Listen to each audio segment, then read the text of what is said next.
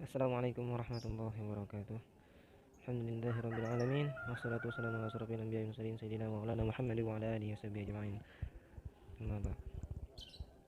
Baiklah, perkenalkan saya Rahmat dari Ma'ruf. Di sini kami akan menjelaskan jenis, karakteristik dan penggunaan media pembelajaran pada mata kuliah pengembangan media pembelajaran program studi Magister Pendidikan Agama Islam. Baiklah, langsung saja. Yang pertama, kita akan membahas tentang jenis-jenis media pembelajaran. Yang kedua, nanti kita akan membahas tentang karakteristik dari media pembelajaran. Dan yang ketiga, kita akan membahas bagaimana penggunaan dari media pembelajaran. Oke, yang pertama ini jenis-jenis media pembelajaran. Nah, perkembangan pendidikan yang sangat pesat berpengaruh pada perkembangan psikologi belajar serta pada sistem pendidikan yang ada. Keadaan tersebut mendorong dan berakibat juga pada kemajuan teknologi pembelajaran dan penambahan baru pada media pembelajaran.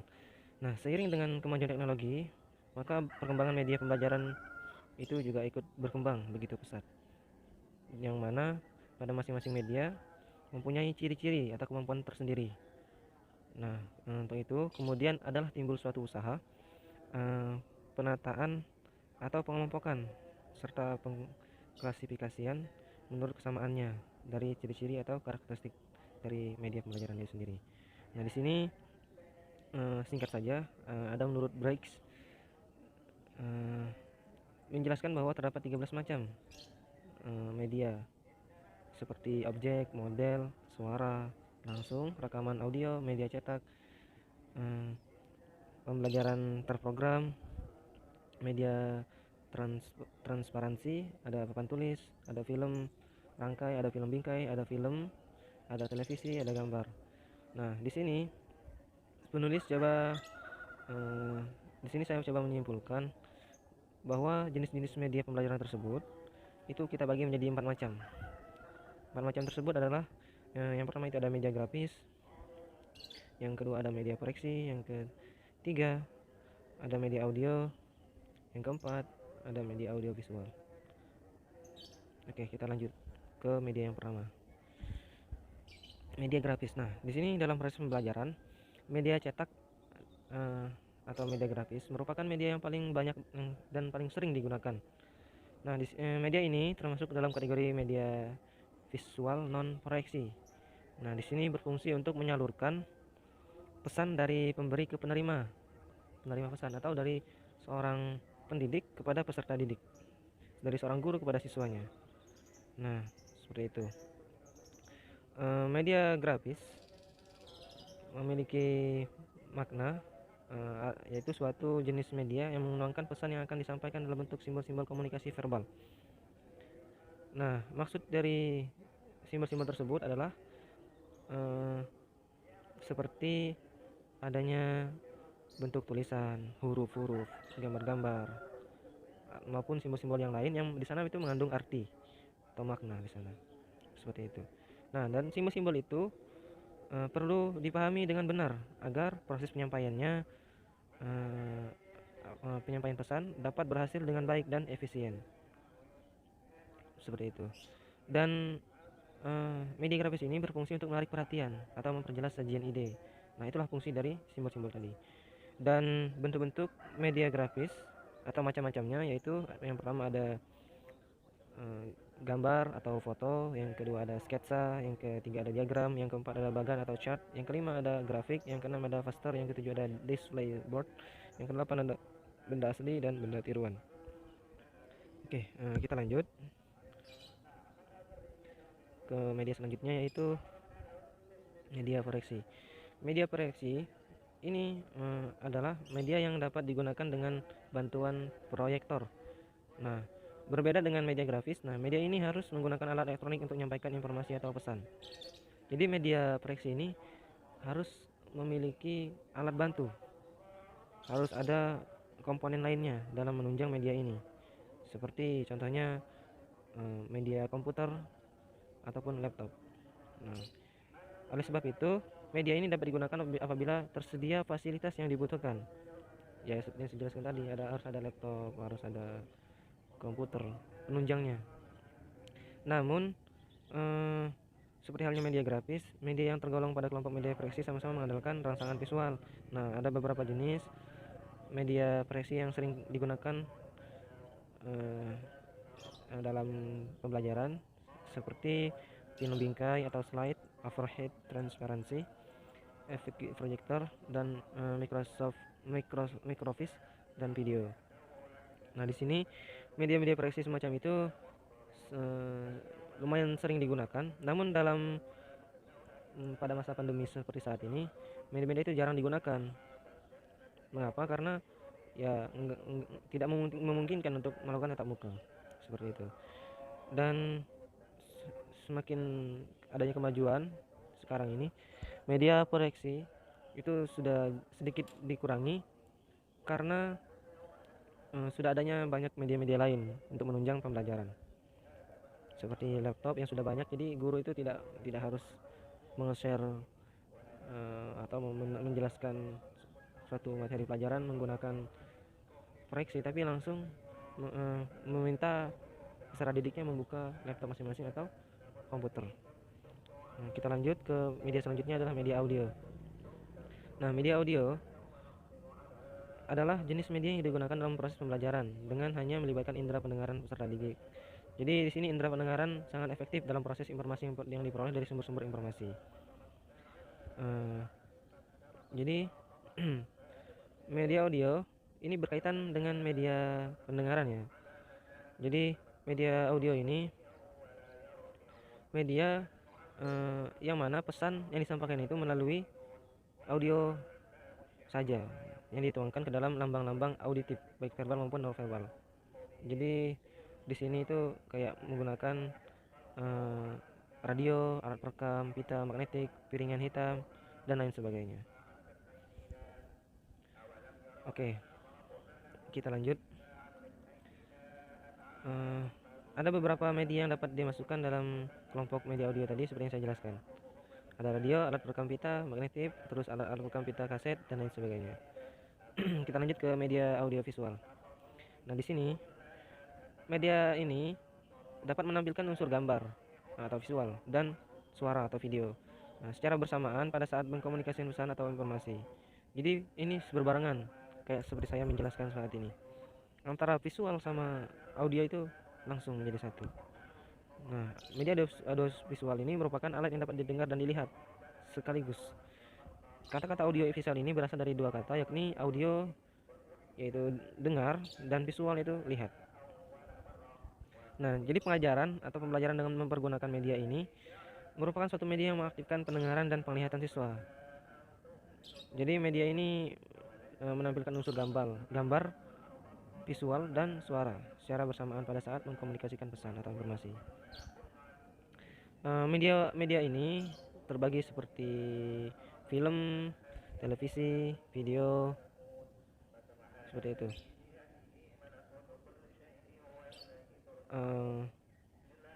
Saya jelaskan sedikit mengenai ciri-cirinya, yaitu yang biasanya bersifat linear, biasanya juga menyajikan visual yang dinamis,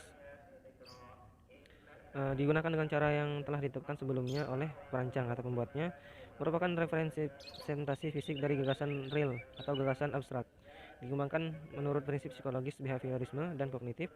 Nah, dan umumnya berorientasi kepada guru dengan tingkatan pelibatan interaktif siswa yang rendah. Oke, mungkin itu untuk jenis-jenis media pembelajaran. Kita lanjut kepada karakteristik media pembelajaran. Nah, di sini karakteristik media pembelajaran terbagi jadi 4 seperti yang kita jelaskan pada jenis-jenisnya tadi.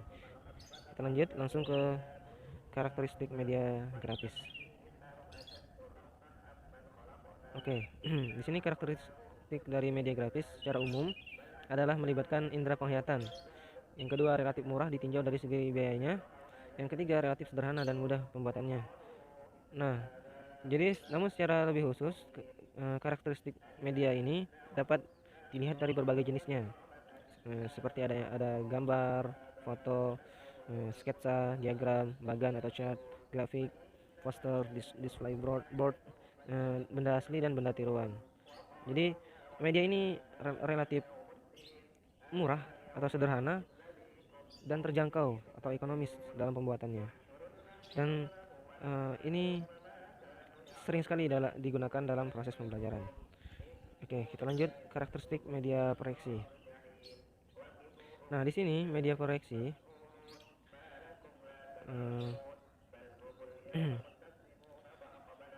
ada terbagi menjadi dua. Nah, yang pertama itu media proyeksi diam, yang kedua itu media proyeksi gerak. Nah, kita ke media proyeksi diam dulu. Di sini media proyeksi diam memiliki persamaan dengan media grafis dalam hal menyajikan rangsangan visual. Di sini media proyeksi adalah media visual yang memproyeksikan pesan, di mana hasil proyeksinya tidak bergerak atau memiliki sedikit unsur geraknya. Nah, beberapa jenis media proyeksi diam diantaranya. Nah, ini lebih jelas ya, lebih spesifik untuk menjelaskan karakteristik media proyeksi ini. Nah, yang pertama ada film bingkai. Nah, di sini yaitu film transparan yang berukuran 35 mm sebagai suatu program film bingkai yang bervariasi panjang pendeknya, tergantung pada tujuan yang ingin dicapai. Yang kedua ada slide. Yang ketiga ada proyektor transparan. Yang keempat ada proyektor tak tembus pandang. Yang keempat ada microfiche. Oke, mungkin itu penjelasan singkat dari media proyeksi diam. Kita lanjut ke media proyeksi gerak. Nah, di sini ini merupakan media proyeksi yang memproyeksikan pesan melalui sebuah alat yang mampu memproyeksikan berbagai pesan, baik pesan dalam bentuk video, film maupun gabungan secara keseluruhannya dari media-media atau multimedia. Jenis media proyeksi ciri-cirinya atau terbagi menjadi beberapa poin. Yang pertama ada LCD, yang kedua ada film gelang, yang ketiga ada televisi, yang keempat ada komputer. Mungkin teman-teman sudah paham ya, ini penjelasannya tentang media proyeksi. Namun di sini akan coba menjelaskan jenis dari film gelang. Nah, di sini ini merupakan jenis media yang terjadi film berukuran 8 mm yang ujungnya paling bersambungan sehingga terus-menerus mengulang jika dihentikan. Jadi ini kayak ya media yang pendek dan singkat ya, tapi namun bisa berulang-ulang. Oke, kita lanjut ke media audio. Jadi di sini ada karakteristik media audio. Nah, media audio memiliki karakteristik atau ciri mampu mengatasi keterbatasan ruang dan waktu. Artinya ini mudah dipindahkan dan jangkauannya itu sangat luas. Yang kedua, pesan atau program dapat direkam dan diputar kembali sesukanya. Jadi kita bisa membuat media ini berulang kali diputar atau diulang-ulang. Yang selanjutnya dapat mengembangkan daya imajinasi dan merangsang partisipasi aktif pendengarnya. Yang selanjutnya dapat mengatasi masalah kekurangan guru. Yang selanjutnya sifat komunikasinya hanya satu arah, sangat sesuai untuk pengajaran musik dan bahasa dan atau pesan informasi atau program terkait dengan jadwal siaran pada jenis media radio seperti itu. Jadi mungkin ini sangat cocok untuk media dakwah, pembelajaran dakwah itu bisa digunakan karena di sini adanya satu penyiaran seperti itu. Oke, kita lanjut. Karakteristik dari media audio visual. Jadi karakteristik dari media audio visual ini, yang pertama, media audio visual mampu menghadirkan informasi atau pesan dalam wujud gambar atau visual dan suara secara real atau nyata. Yang kedua, media audio visual lebih mengutamakan visual daripada suara, meskipun tidak bisa lepas dengan suara yang berperan melengkapi informasi atau pesan visual. Selanjutnya, informasi yang disampaikan dapat berupa gambar, visual, fakta, kejadian nyata ataupun sebuah fiksi atau gagasan kreatif. Yang selanjutnya, melalui media televisi, program audio visual dalam setiap kali siar atau tayang dapat ditonton oleh berjuta-juta orang dalam waktu yang sama. Yang selanjutnya, media audio visual sementara ini masih dianggap sebagai media komunikasi dan informasi yang paling efektif dibanding dengan media komunikasi dan informasi yang lainnya seperti media cetak, radio, atau media grafis dan lain-lain sebagainya. Dan selanjutnya informasi atau pesan yang dikemas dalam program audio visual,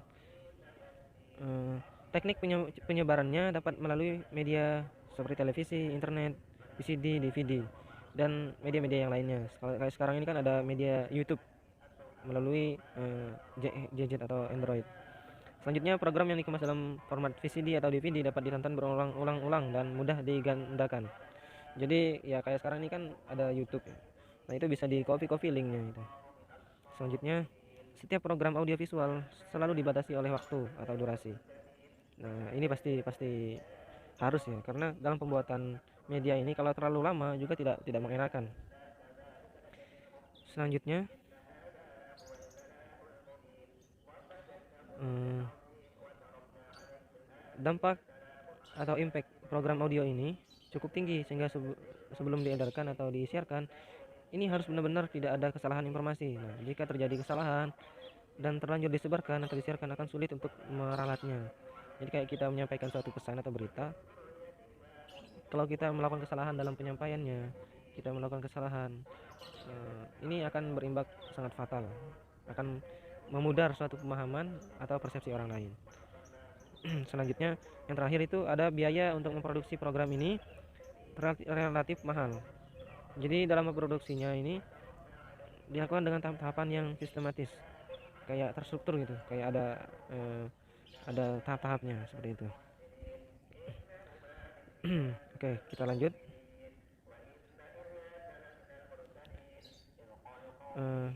Di sini karakteristik atau ciri spesifik dari masing-masing media itu berbeda satu dengan yang lainnya sesuai dengan tujuan dan maksud pengelompokan. Nah, media pembelajaran memiliki karakteristik tertentu yang dikaitkan atau dilihat dari berbagai segi. Mungkin itu karakteristik dari berbagai media. Kita langsung ke selanjutnya, penggunaan media pembelajaran. Nah, dalam proses pembelajaran, di sini pendidik atau guru itu tidak hanya memperhatikan materi saja, namun juga harus memperhatikan bagaimana jalannya proses penyampaian dengan memperhatikan media apa yang akan digunakan dalam penyampaiannya. Nah, di sini karena penggunaan media dalam proses pembelajaran sangatlah dibutuhkan, apalagi di kala pandemi. Hal ini untuk membantu jalannya proses pembelajaran agar lebih baik. Seperti kita ketahui, media merupakan perantara atau pengantar pesan dari pengirim pesan ke penerima pesan. Ya, seperti itu. Jadi dari sini jelas sekali bagaimana fungsi atau penggunaan media pembelajaran. Kita lanjut untuk prinsip umum dalam pemilihan media untuk penggunaan media pembelajaran. Yang pertama, tidak ada suatu media yang terbaik untuk mencapai semua tujuan pembelajaran. Yang kedua, penggunaan media harus didasarkan pada tujuan pembelajaran yang hendak dicapai. Yang ketiga, penggunaan media harus mempertimbangkan kecocokan dari ciri media dengan karakteristik materi pelajaran yang disajikan. Oke, lanjut. Yang selanjutnya, penggunaan media harus disesuaikan dengan bentuk kegiatan belajar yang akan dilaksanakan seperti belajar klasikal, kelompok kecil, belajar secara individual, dan belajar mandiri. Nah, yang selanjutnya, guru hendak kenal betul dengan alat yang akan digunakan. Yang keenam, penggunaan media harus diusahakan agar senantiasa melibatkan partisipasi aktif peserta didik. Yang ketujuh, media yang digunakan hendaknya dipilih secara objektif, tidak didasarkan atas kesenangan pribadi. Yang kedelapan, aneka ragam media, jadi tidak monoton. Yang kesembilan, kepraktisan dan ketersediaan media. Jadi di sini sangat dibutuhkan. Itu prinsip umum dalam memilih penggunaan media pembelajaran. Oke, kita selanjutkan. Di sini ada menurut taksonomi Nesin, di mana penggunaan media pembelajaran menurut taksonomi Nesin ini dapat dibagi menjadi berbagai jenis. Yang pertama ada media berbasis manusia. Nah, di sini media berbasis manusia ini mengajukan dua teknisi efektif, yaitu adanya rancangan pembelajaran yang berpusat pada masalah dan bertanya ala Socrates. Nah, di sini rancangan pembelajaran yang berpusat pada masalah dibangun berdasarkan pada masalah yang harus dipecahkan oleh siswa. Yang menjadi pemeran pada media ini adalah guru atau instruktur, tutor, main peran kegiatan kelompok. Seperti itu. Jadi itu yang berperan. Yang selanjutnya media berbasis cetakan. Nah, di sini media pembelajaran berbasis cetakan yang paling umum dikenal yaitu seperti buku, teks, atau buku penunjang, atau jurnal atau majalah atau LKS dan lain sebagainya. Di sini ada beberapa cara yang menarik untuk perhatian pada media berbasis teks ini, seperti harus adanya warna-warna yang menarik, terus huruf-huruf adanya kotak-kotak dan lain-lainnya. Selanjutnya ada media berbasis visual. Nah, di sini media berbasis visual dapat berupa gambar representasi seperti lukisan, gambar, foto, diagram, grafik, tabel, peta dan lain sebagainya. Jadi media visual ini bisa dalam berbentuk apapun ya untuk menariknya. Media visual. Selanjutnya ada media berbasis audio visual. Nah, media ini bisa berbentuk video. Nah, di mana video ini mampu menayangkan proses pembelajaran secara realistik. Seperti saat ini kan pandemi, jadi guru-guru itu kebanyakan menggunakan media berbasis audio visual karena dirasa efektif untuk penggunaannya. Karena dalam penerapannya ini sudah mencakup segala hal. Di dalamnya ada mencakup audio dan juga ada visualnya. Nah, video-video atau media audio visual ini seperti adanya film atau slide bersama TEV, adanya seperti televisi dan media berbasis komputer atau pengajaran dengan bantuan komputer dan video interaktif seperti itu. Selanjutnya kita menuju ke tujuan dari penggunaan media pembelajaran. Nah, tujuan dari penggunaan media pembelajaran ini yang pertama memberikan pengalaman belajar yang berbeda dan bervariasi sehingga merangsang minat siswa untuk belajar. Di sini jelas sekali ya. Yang kedua, menumbuhkan sikap dan keterampilan tertentu dalam bidang teknologi. Yang selanjutnya menciptakan situasi belajar yang tidak mudah dilupakan oleh siswa. Yang selanjutnya untuk mewujudkan suatu situasi belajar yang efektif. Yang berikutnya untuk memberikan motivasi belajar kepada siswa. Jadi jelas sekali penggunaan media ini bertujuan untuk memotivasi siswa dan juga untuk menunjang sistem pembelajaran agar efektif. Jadi belajar itu nggak monoton dari seorang guru saja, namun bisa melalui media-media yang lainnya. Mungkin selanjutnya yaitu adanya prosedur penggunaan media pembelajaran. Ya, di sini prosedur penggunaan media pembelajaran itu ada beberapa tahapnya. Yang pertama, analisis kebutuhan dan karakteristik siswa. Nah, jadi di sini sebelum guru itu menggunakan media, guru harus terlebih dahulu mengetahui akan pengetahuan dan keterampilan awal yang dimiliki oleh para siswanya sebelum mengikuti proses pembelajaran atau mengikuti pelajaran yang disajikan melalui media yang akan digunakan. Dengan mengetahui karakteristik tersebut, maka guru akan memiliki kemampuan dalam menentukan secara tepat pengembangan media mana yang akan dirancang dan akan digunakan dalam proses pembelajarannya. Nah, ini sangat perlu ya analisis ini agar media yang dipilih itu dapat digunakan secara efektif agar dalam mendukung pembelajaran. Kedua, menetapkan tujuan pembelajaran. Nah, di sini dalam pencapaian tujuan pembelajaran yang mana hal ini harus mengacu kepada salah satu ranah atau gabungan dari aspek kognitif, afektif maupun psikomotorik. Jadi di sini harus ada semuanya mencakup dari tujuan pembelajaran. Yang selanjutnya ada persiapan guru. Nah, di sini guru memiliki persiapan media yang ditetapkan beserta segala sesuatu yang dibutuhkan dalam penerapan media. Sangat dibutuhkan persiapan bagi guru maupun kesiapannya. Jadi persiapan dalam keterampilan penguasaan media, terus seperti juga guru harus menghitung waktu atau untung rugi dari penggunaan media, terus harus juga memberikan penjelasan yang lebih lanjut terhadap materi yang dianggap kurang jelas seperti itu. Yang selanjutnya persiapan kelas. Nah, di sini sangat dibutuhkan ya mempersiapkan kelas secara kondusif. Jadi kayak mempersiapkan siswa sebelum pembelajaran itu sangat dibutuhkan. Apalagi saat di kala pandemi ini sangat tidak kondusif dalam sistem pembelajaran, yang mana guru harus terampil dalam dan kreatif dalam menumbuhkan responsif siswanya. Yang selanjutnya langkah penyajian media dalam kegiatan pembelajaran. Nah, di sini ada beberapa langkah penyajiannya yang harus dilakukan.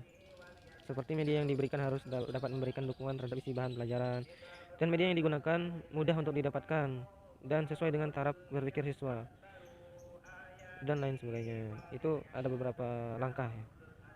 Mungkin nanti bisa dijelaskan lebih lanjut. Seperti media yang digunakan harus dapat memfasilitasi siswa secara menyeluruh, dan pesan atau informasi yang disampaikan tidak boleh terganggu oleh elemen lainnya. Dalam arti kata harus ada kesesuaian media di dalam penyampaian. Selanjutnya, media yang digunakan harus mampu menstimulasi siswa untuk terfokus pada pembelajaran. Jadi harus fokus pada satu objek. Jadi siswa itu nggak kesana kesini pemikirannya. Yang terakhir, langkah kegiatan evaluasi pembelajaran dan media. Nah, di sini evaluasi pembelajaran itu sangat dibutuhkan agar apa yang telah diterapkan itu bisa diperbaiki di kemudian harinya. Dan begitu juga media. Bila mana media ini kurang efektif, maka akan diuji lagi, dikaji lagi agar bagaimana caranya media ini efektif. Cukup sekian pemaparan dari saya, kurang lebihnya mohon maaf. Allahu a'lam bishawab. Terima kasih. Assalamualaikum warahmatullahi wabarakatuh.